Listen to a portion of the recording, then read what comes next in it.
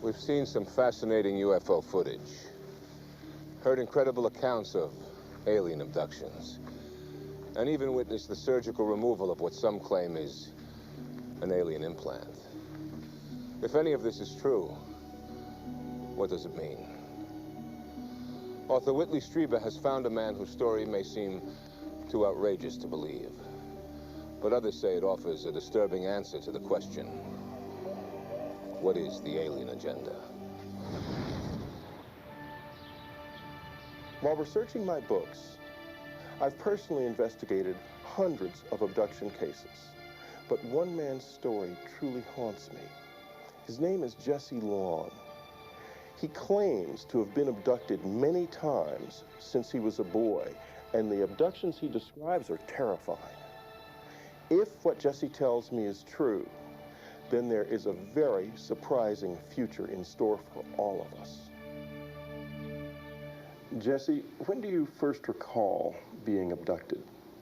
My first abduction occurred in 1957 when I was 5 years old in Rogersville, Tennessee, a very small town in Upper East Tennessee. My brother John was with me at the time.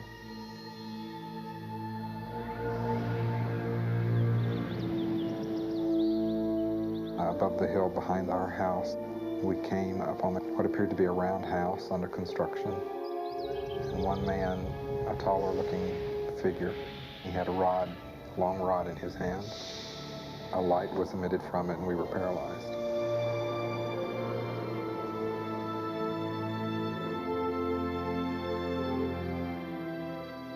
It is at this point that Jesse Long's conscious memory of what happened ends. He says it's only through hypnosis that he's been able to remember the rest of this first abduction. What you are seeing is actual footage of Jesse undergoing hypnotic regression.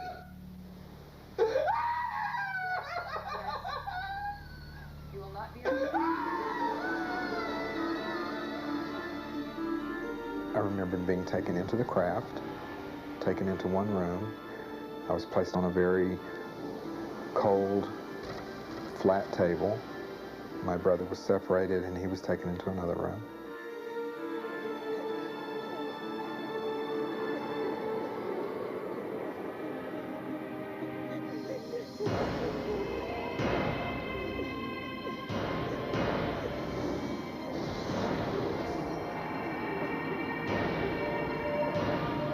They were doing something down to my legs. I could feel them poking and prodding around my legs.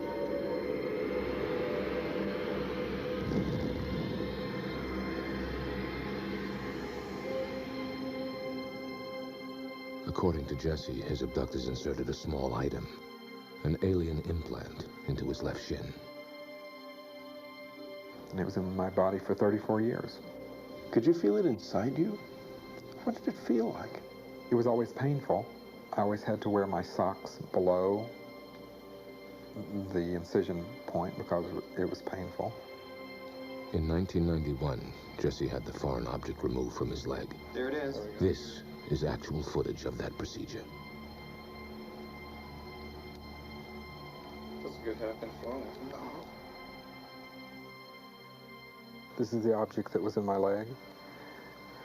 And unfortunately, during the initial test that was done on it, it was broken into two pieces. But that allowed us to look at the inside. Some have dismissed the object as simply a shard of glass. But when it was analyzed at Southwest Research Institute, a materials analysis facility in Texas, the conclusions suggested a greater mystery. According to the lab's report, the object revealed a very remarkable composition and exhibited unique surface characteristics that cannot be explained, and that the questions outnumber the answers. When the object was removed, I was convinced that whatever this object was had something to do with all of my abductions. Jesse Long believes he has experienced a number of abductions since that first incident in 1957. And they became more and more horrific as he grew into an adult. Most of my abductions occurred very similarly. When they brought me into the craft, they would take me down a long hallway. They would place me on a flat table. Of course, I was paralyzed and had to be because I was kicking and screaming. I didn't want to be there.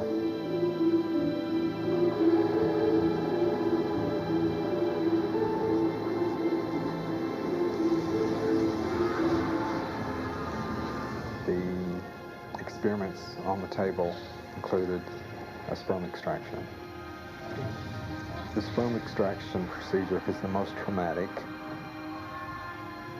and has caused me the most problems in that they actually force me to crossbreed with what seems to be a female being.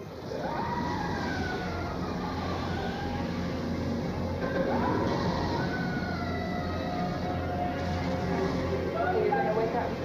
1, 2.